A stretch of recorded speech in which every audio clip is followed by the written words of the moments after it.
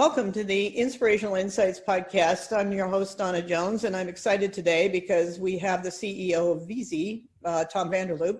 Tom's got a wonderful mission. His mission is to leave the world in a better shape than it was when we were born, which says a lot. He studied history, law, and politics in Leiden in the Netherlands, and also science, political science in Paris. Yeah, I studied in Leiden, the Netherlands, and in Paris, and also in Berlin. And I stayed in Berlin.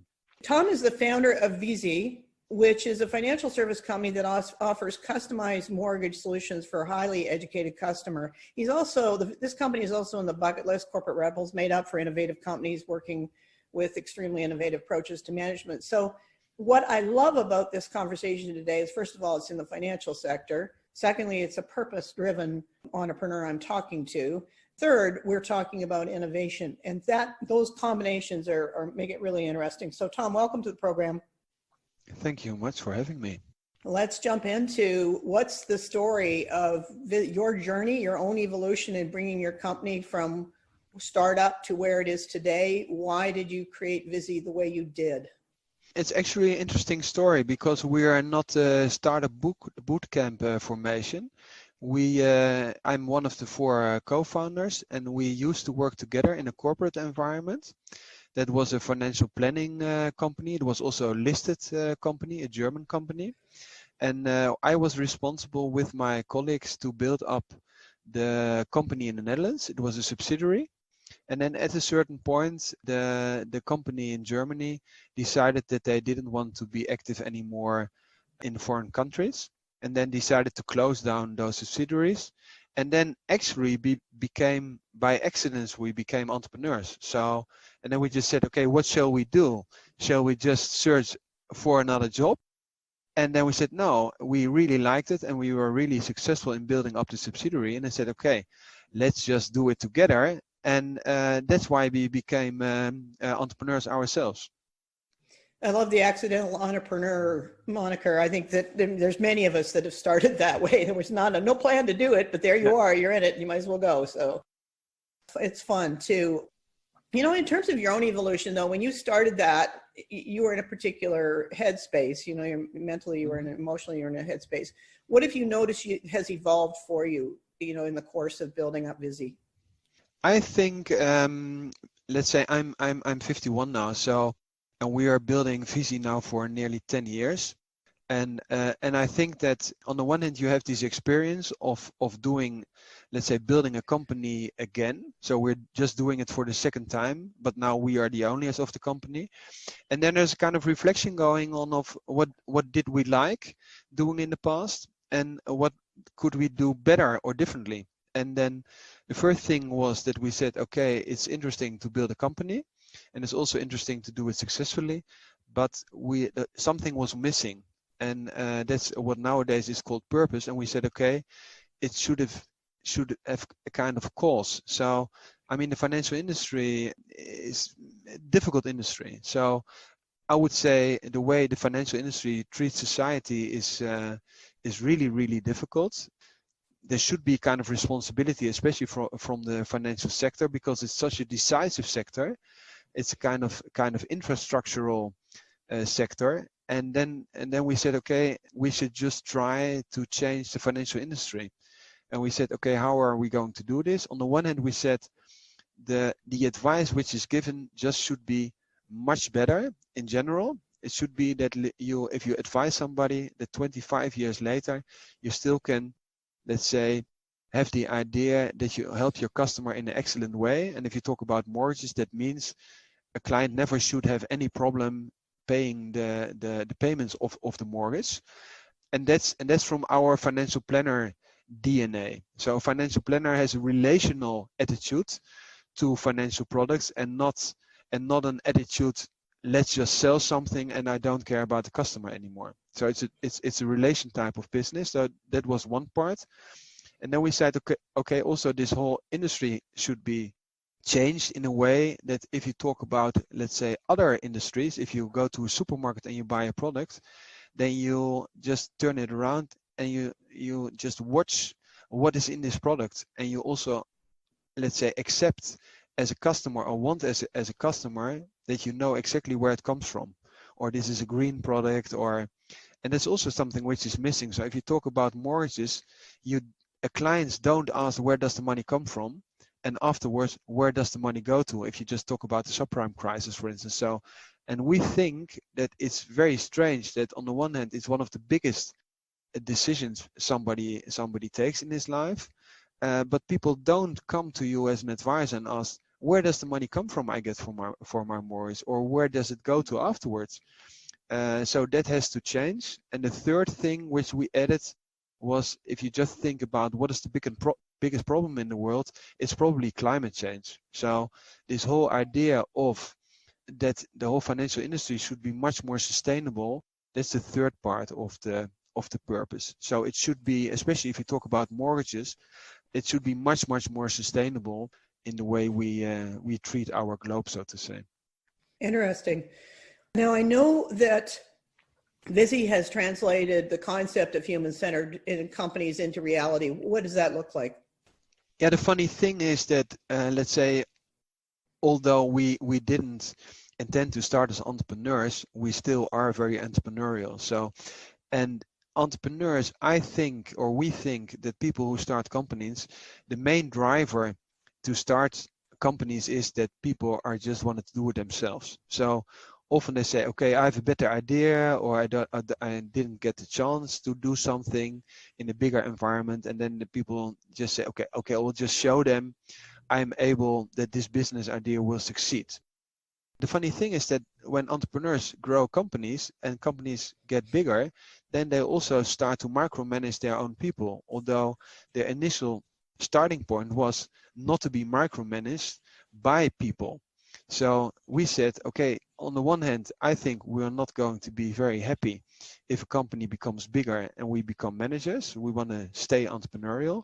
And that was also the idea, okay, let's try to avoid becoming managers and try to treat those people who are, let's say, entering our company, treat them as we would like to be treated ourselves, and don't start to micromanagement them. So, and it means, let's say in practice, in the longer run, that if you have, for instance, teams, you just give them their own authority or possibilities to decide how the work has to be done, and then you're let's say talking about self-organization and something like that. But that the beginning was just, we don't want to be micromanaged, so let's just not micromanage the people we hire. Yeah, very simple principle in that sense. And I do hear a hint of the golden rule in there. Yeah, that's right. Let's talk about that while we're on that. So, because treating others as you would like to be treated is a core, I think it's a core guiding decision-making principle, one that it applies everywhere. Yeah. Where does it apply in apart from how you treat employees and how employees work together, in terms of of teams? How else do you apply that rule, and what difference does it make to the quality of these relationships and decisions inside? Actually, it doesn't matter what topic it is. So if you just talk, for instance, about the hierarchy of principles in our company, and you talk about multi-stakeholder strategy, then let's say the basic structure is that we say you have the purpose. We're a purpose-driven company, and that's the part we just discussed. And then we said, okay, what's the most important stakeholder? That are the people who work in our company. That's what we call people first, and that's also a golden rule principle. So I would say everybody who works in a company want to be really treated well, because you go there every day. You spend biggest part of your life you're spending in a company, so you just want to be treated well by the owners of the company, by your colleagues, also by your clients, by the way. And then the next step is that we say, if people are treated well, and also something, for instance, which Richard Branson tells again and again, if you treat people well, they will treat their customers well. And if they treat their customers well, clients will like that, and they will, by word of mouth, tell other people that they were treated well, and they bring other people in. And then it just starts to grow automatically. And then in the end, also shareholders will be happy because the company is growing and the company is making profits. But that's the way it has to be done, and not the other way around. So it doesn't start with, let's try to earn as much as money and then just squeeze other people out. It can be a client. It can also be partners, for instance. So it just doesn't make sense to treat partners you want to work with on the long run. If you don't treat them well, at a certain point they will just say, okay, I'm not going to work together with you anymore. So in the end, for a stable ecosystem, you have to apply the golden rule. Yeah, I love that word, stable ecosystem, because ecosystem of relationships is really what any company is creating, whether they're aware of it or not. So you've mentioned purpose. We've talked about purpose. Peak performance in people or companies just doesn't happen without it. Why does Viisi's purpose, well, let's name it explicitly, and why does it resonate with employees and customers? What is the magnet, the attraction to that purpose? You mean by the people who work at Viisi, or do you mean the clients or everybody all of around? Yeah, all of it. I mean, you're going to have people that are coming to the company because they think, wow, what a great place to work. I want to be there. Yeah. So there's that side of it. And then the customers are going, well, do the customers look at Viisi and go, what is this company? This is not behaving like a normal financial services company. It's who are these people? And so you're really just, so it's a big question in that sense. Yeah. If you, for instance, talk about the clients, which probably also for people who listen to the podcast is interesting, we just have it on our website. So everybody who goes on our website sees this we call it the Viisi circle, and start with the purpose. And then it says clients second. And that's for a company who is business to consumers is a thing to do, because it means that every client which goes to our website sees, oh, I'm second, I'm not first. And nowadays it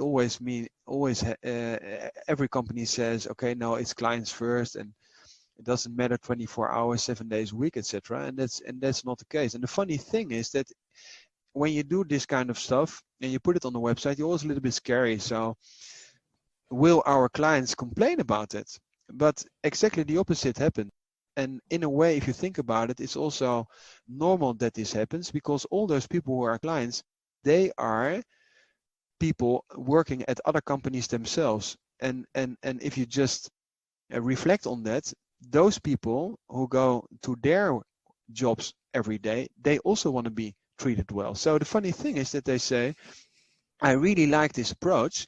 And if you just take, for instance, numbers, because a lot of people always say, no, it's about numbers, and can you prove that the concept works? We never have to arrange external recruiters or other stuff. 50% of the people who join the company are referrals of people who work at Viisi, 50%. Then 25% are former clients, and then 25% finds us in a way, let's say, like listening to podcasts or reading articles, etc.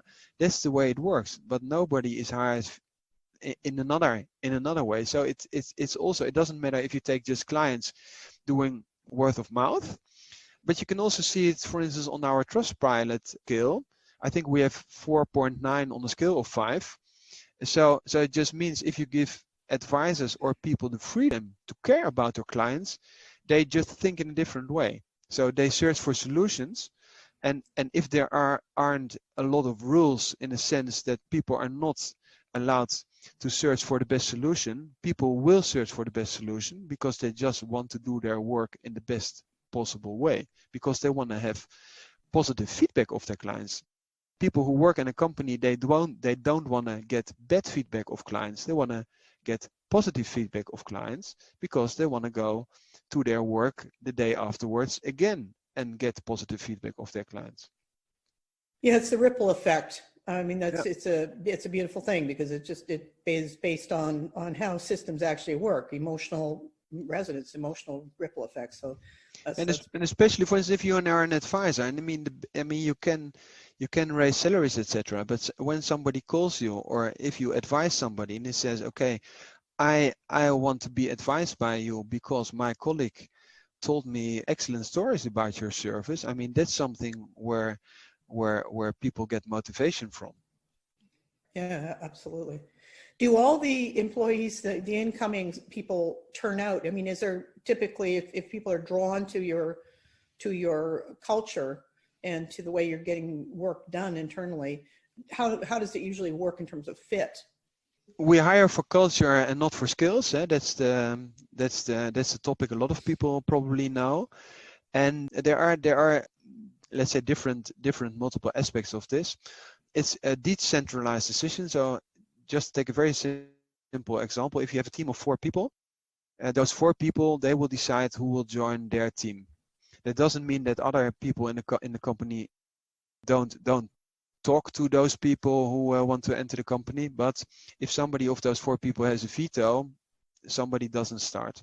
That means everybody bought in to this person and will say, okay, we would like to have you on the team and we will support you to make you successful. And as long as the person has the positive attitude, it's even not decisive how fast somebody becomes successful.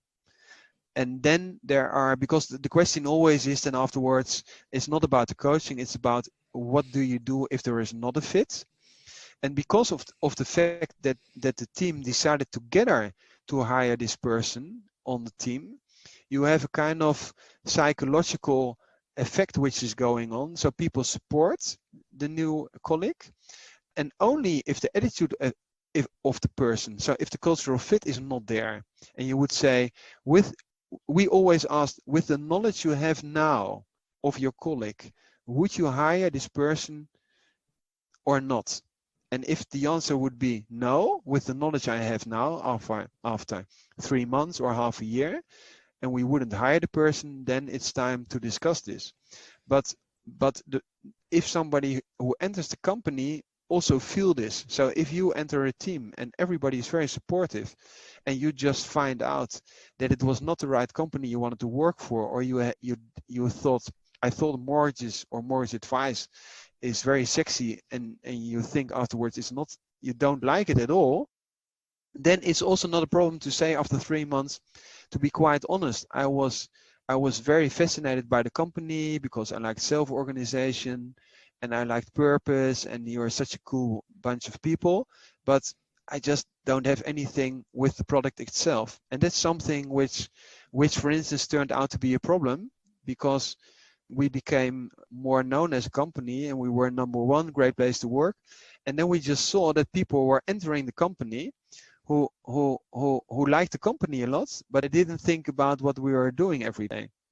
So we just had some hires who just said after a couple of weeks, to be quite honest, you're a great company, but I wanted to do something totally different, which is totally fine, because the only problem is for a company, if you lose people who are very experienced, if you put it from a revenue perspective, if you lose people who have very high revenues, but it's not a huge problem to lose people after a couple of weeks. Then you can just adjust your recruiting process. And then, for instance, we started to implement that people who wanted to start for us, that they just work 1 day at our company. And then we also had people who said, okay, excellent recruiting process, but after having worked here for 1 day, it's not my company, sorry. So that really works out pretty well. So if you talk about A players or B players, we really would say that of the 40 people we have now, we would hire every person again. So that's not a big issue. What I like about the adaptation, I mean, first of all, you've adapted your recruiting process. There, you talk to some companies and they've got this excruciatingly long recruiting process and hiring process, and then in the end they still hire the wrong person.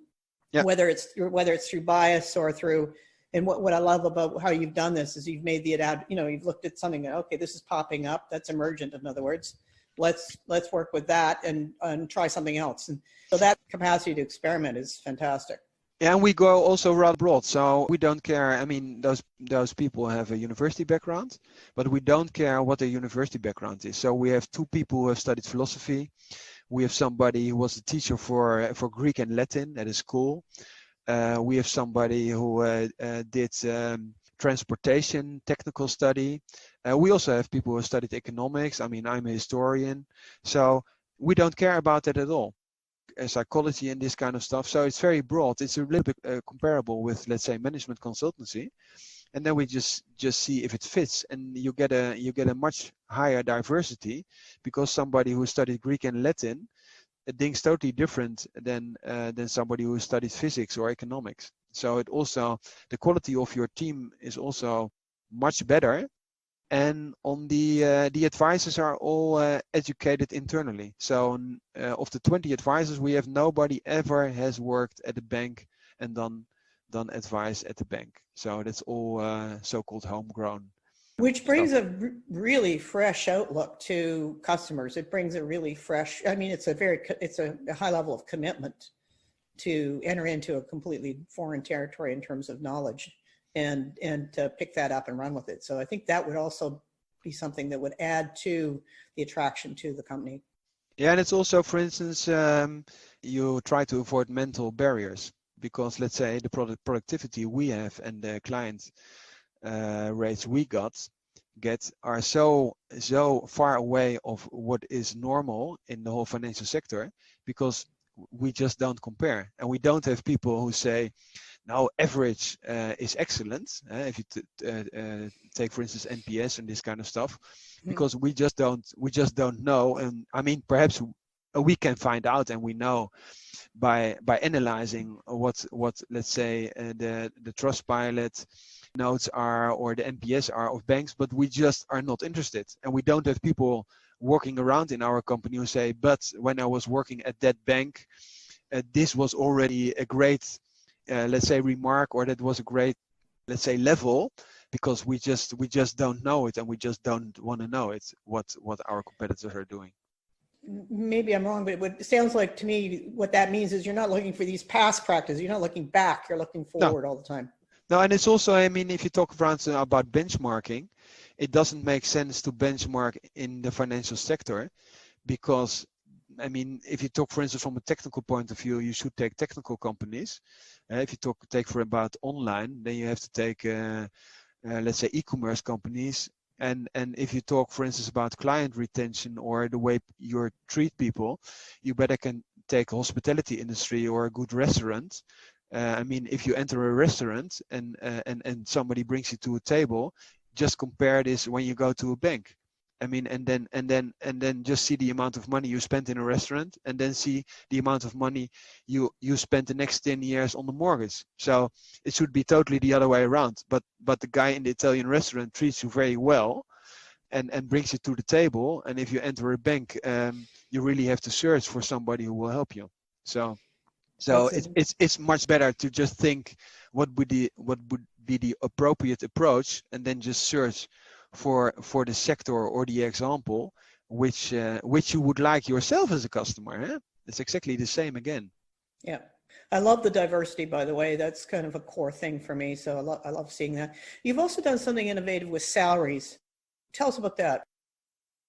Yeah, it's also something which evolved, but our approach is always first to ask the question, what would be the optimum or the optimal solution, and then search for research, and then just start first in theory to develop the model, and then just try to implement it. And our starting point was, we took the idea of what is the best or highest performing team, and then we found this Aristotle approach of Google, and then we found Amy Edmondson with psychological safety. But you can also take Maslow pyramid, and so there are more, or Daniel Pink, if you talk about purpose and autonomy and mastery. So there's a lot of scientific stuff around, but it all comes to the point that the best performance you will have in a team is when really people have a safe environment and have the possibility of being vulnerable, and just exchanging together what is the best fit. If you talk about what person should do what in a team, and that's a kind of process. So you can't say it's a static process and you know from the beginning what would be the solution. No, people have to find out together who is suited best for what part of the job, and then together you find out how to solve things together as a team. And that's also the outcome of the Google Aristotle project, that psychological safety is the main thing. And then we said, okay, if psychological safety is the main thing, just let's try to get rid of any financial implication which could be there on the outcome of the whole stuff. of the performance of the team. And then we said, okay, there should be any financial implication. That means fixed salaries, no bonuses. And people who are interested in bonuses, bonuses are counterproductive. That's the well-known video of Daniel Pink called Drive. So get rid of the bonuses. And then we said, also, let's try to get out the whole idea of salary raises, because let's say if people who are behaving well get a salary raise and others don't, then you still have on another level exactly the same effect. So if you have 10 people working in the team, for the 4, let's say, seen best people will get a salary increase, 4 not, and 2 have to leave the company, then you still have exactly the same effect which you have also when you talk about bonuses. So we said, okay, let's just try to dive a little bit deeper. And then we ended up just saying, okay, let's just assume everybody is doing its best for the team performance. So just let's say assume we can raise everybody's salary every year automatically. And then we took a deeper dive into performance issues, and we said, okay, if you have an underperformance issue, then you are not going to solve this by not paying somebody or just paying less. That's not solving the problem. That's a thing about coaching or just seeing in the team who is doing what. And then we also found out that, for instance, peer pressure is the strongest pressure. It's not the team leader who comes by every quarter and says, okay, let's talk about your performance. So it's a daily business topic. And we just found out that if everybody has the same attitude, people are able to solve those stuff together. They have the highest outcome. And then we ended up just by saying, okay, just let's assume we raise the salaries every year, and the performance issues, let's just see if teams are able to solve those issues themselves. And this turned out to be totally right. What I like about that, Tom, is that, first of all, when you see the way companies run, they typically put in things that distort human behavior. So that's where the bonuses or all that stuff that manipulates behavior. And what I appreciate what you've done is you've kind of stripped it down to say, okay, let's not create inequality through our incentive process, but just assume that everybody's naturally inclined to go to work and do the best they can. That's a wonderfully simple principle. Yeah, it's this X and I, or is it called theory? I forgot the name. I think it's from the 50s or something like that. So it depends also what kind of attitude do you have. So if you think that people come to their jobs every day to do the best they can, I think that's the starting point. People don't want to come to their work and then they don't want to be unhappy because it's their life. So it's very strange to think that way. But there are also some things we added. So we said, for instance, if we just take a normal salary curve, depending on somebody's background, and then we take the highest quartile, which means that we're not going to tell them we are such a great company and we'll pay you less. And it also often happens. No, we really are honored or blessed by those people who want to bring themselves to work every day. That they are willing to do so. So we should honor this. So we say, okay, we allow you, or in the salary model, we are in the biggest quartile. And we also said, if you have the impression that it's not the case, you can just tell us, we will check it and we will adjust the salary. And that's what, for instance, twice happened in one team. It's our credit department where there were just not enough people. And then we made an adjustment of, I don't know, 100 or 200 euros for those 4 people in the team.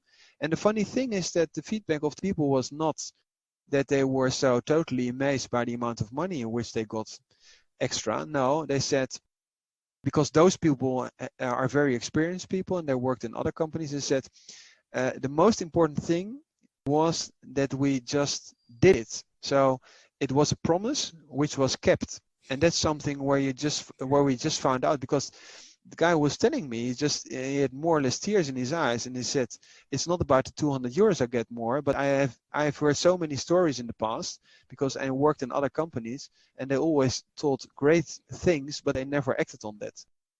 But it's also something you can't just copy this kind of salary models, because the main thing behind this is always a kind of ethical behavior, just to do what you tell, what you do, and not tell something and do something totally different, because that's the problem in most cultures.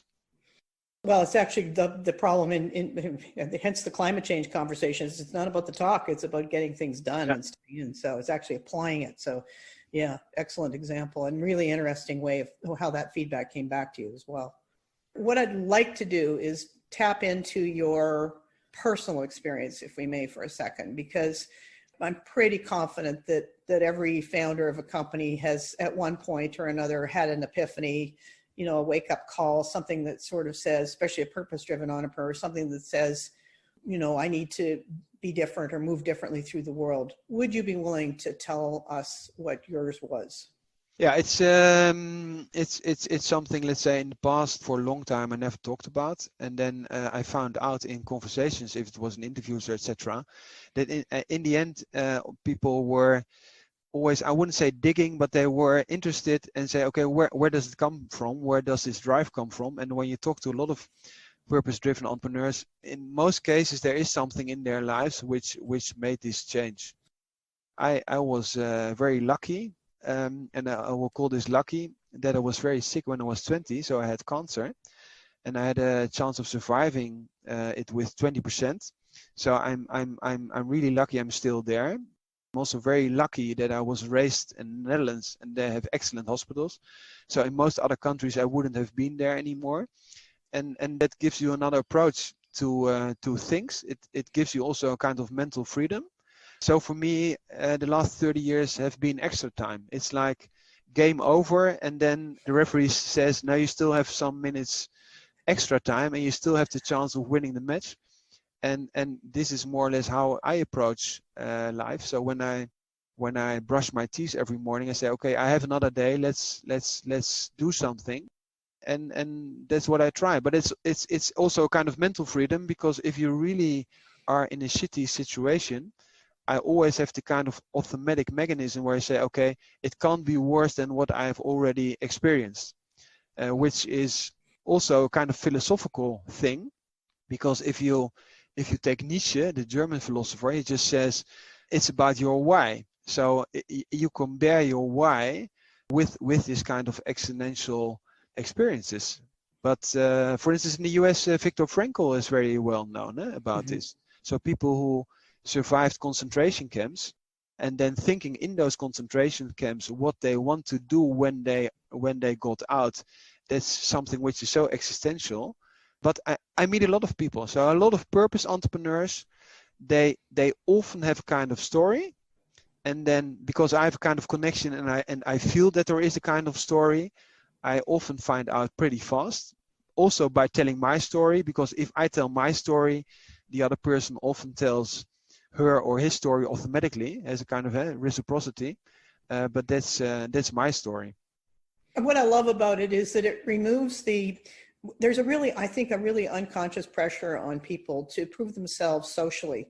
And when you're faced with your mortality at a very early age, as you were, that is no longer relevant. You just don't care anymore, because what matters is you're here, you're alive, and what do you do with the moments you have? So I think that's pretty pure. The problem nowadays is also that, let's say, I mean, I'm a historian. So if you just watch old paintings, for those who now and then go to a museum, you often have this skull on or flowers. It's vanity, it's called. So for instance, in the Middle Ages, people had their skull on their desk, just to be remembered that it's not about it. There's no eternity. It's memento mori. So think, which means think that you also will be, that you will die. And that's something we nowadays don't want to be confronted with. So we don't want to be confronted with death. We don't talk about it. we want to be. It's forever young. I want to be forever young, like the song, and that's our whole approach about the world. But if you think about, you will only live a certain amount of years, and it's not endless, then probably you would find out earlier that it's about more than only the superficial stuff. But our modern society also, if you talk about entrepreneurs, it's about, let's try to find out that we can live forever. And I think that's the wrong approach. If we would be able to live forever, life is not life anymore. Yeah, and that's exactly where Ray Kurzweil at Google, his direction is to, basically merge us. The singularity merges with the tech, and I mean I find that deeply troubling for the same reasons. So now let's just tap into your a little bit deeper into what your historian experience. When we look at how we value contribution and people in traditional sense, in terms of business, you were valued based on showing up, being the cog in the wheel of producing, your ability to produce profits, with productivity, et cetera. Mm-hmm. When you look at the arc of what's going on in the world today in a wider sense, what do you think is going to happen, or what do you see going on in terms of how we value contribution, human contribution? What's changing? What do you see as it changing from and to? Let's say like solving the world problems, or it's more about what let's say entrepreneurs should do, or it can be how people how entrepreneurs solve world problems. I mean, let's merge those two ideas together.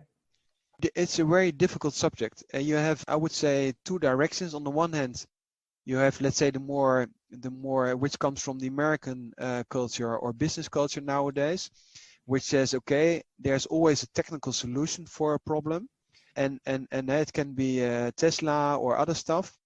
And the other thing is more, let's say, the continental European institutional approach, where you would say it always has been the state which by law solves problems. So that can be segregation in the US, or child labor, but also climate change. So I think it's probably both. So on the one hand, you need people who do technical inventions.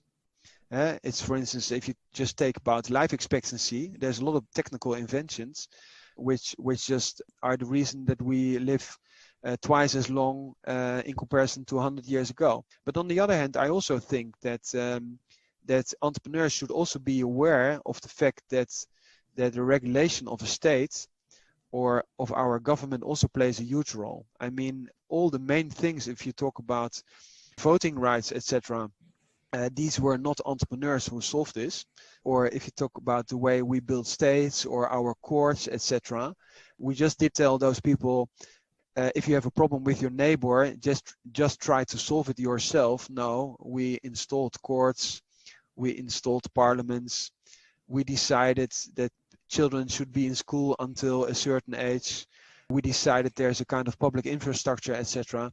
So I think at the moment we live in a world where entrepreneurs think that they can solve problems or solve the world problems, but I think it should be a little bit more balanced approach, and also entrepreneurs can be a little bit more modest, because the state does, in a sense, a lot of stuff which still works pretty well, especially when you look in different countries. So the main things like education or healthcare systems or security or water supply and this kind of stuff, we just think that's very normal, and we think that the iPhone is the best invention we ever had. But I mean, if you just see that you get fresh water out of the tap every morning, or that the public infrastructure works well, or we have certain kind of security, I mean, these are also things where the state plays an enormous role. For me, I'm also seeing a reinvention of government, a complete redesign of government. So if you because we're relying on the old thinking, and it just doesn't work in a world that's faced with more of an existential crisis, a humanitarian crisis on many levels. And that disconnection between nature and human vitality is a critical one.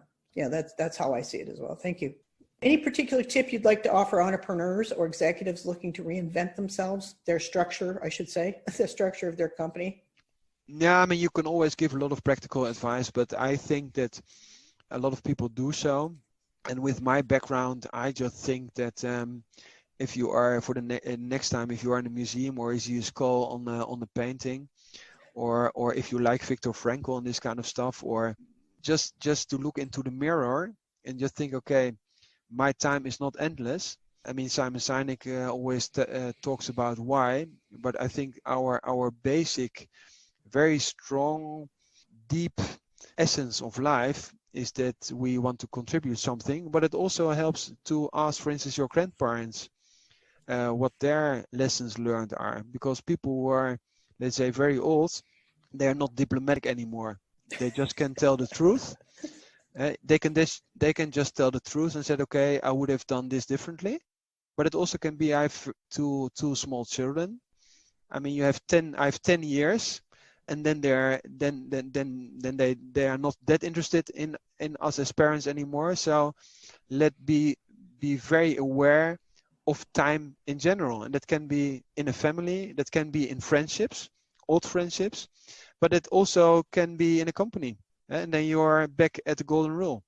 So you have an enormous possibility of treating people well.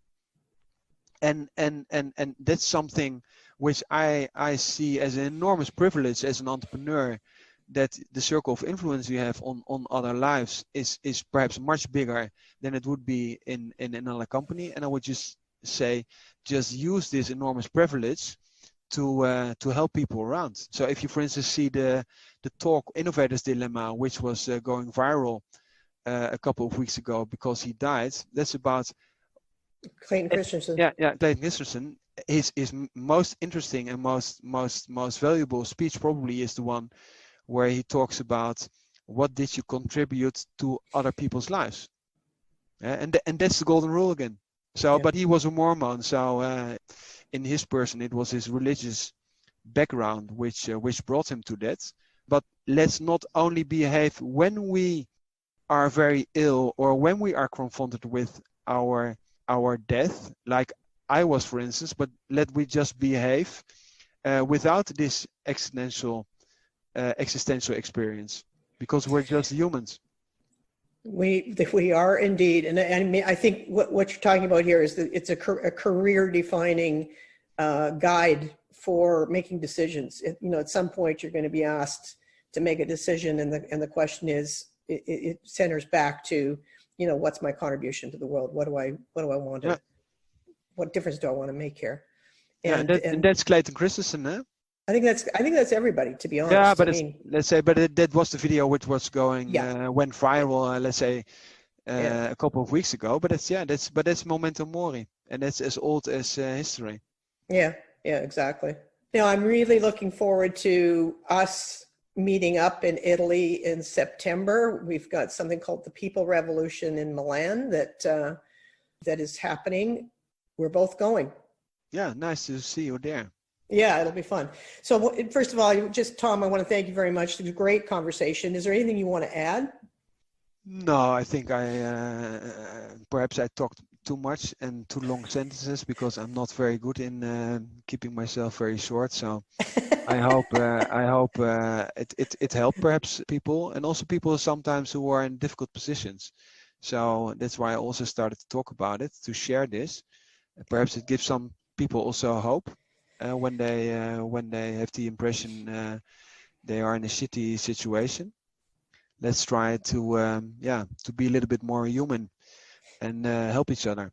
And I appreciate, by the way, you sharing your story about your your experience as a 20-year-old, because there is a lot of adversity in the world today, and we can use it to greater effect. We can use it to, rise above what we're dealing with and really make a completely different contract with how we move through the world, with ourselves, that is, not a contract with society, but with ourselves, in terms of why am I here and what do I want to accomplish while I'm here. And, that's probably the opportunity we have, not, individually, personally. I think, in terms of businesses, what business can do and how they conduct themselves in light of the kinds of challenges we face. So yeah, it's extremely exciting. Thank you very much for taking the time to to talk to me and to the audience today. Appreciate it. Yeah, thank you very much for having me. And we will see you in Milan in September. Thank you. You'll find some interesting pictures and diagrams of the Viisi organization on the Viisi website. I'm going to put that link in the show notes, so take a look at that. Thank you for joining me. My name is Donna Jones, and my work involves shifting decision-making to distributed decision-making, also providing some complexity skills for decision makers, particularly at the senior levels, and allowing for insights to guide decisions and leadership as well. So give me a call if you would like to talk about both speaking and workshops, as well as some of the more innovative programs we run. Thank you very much.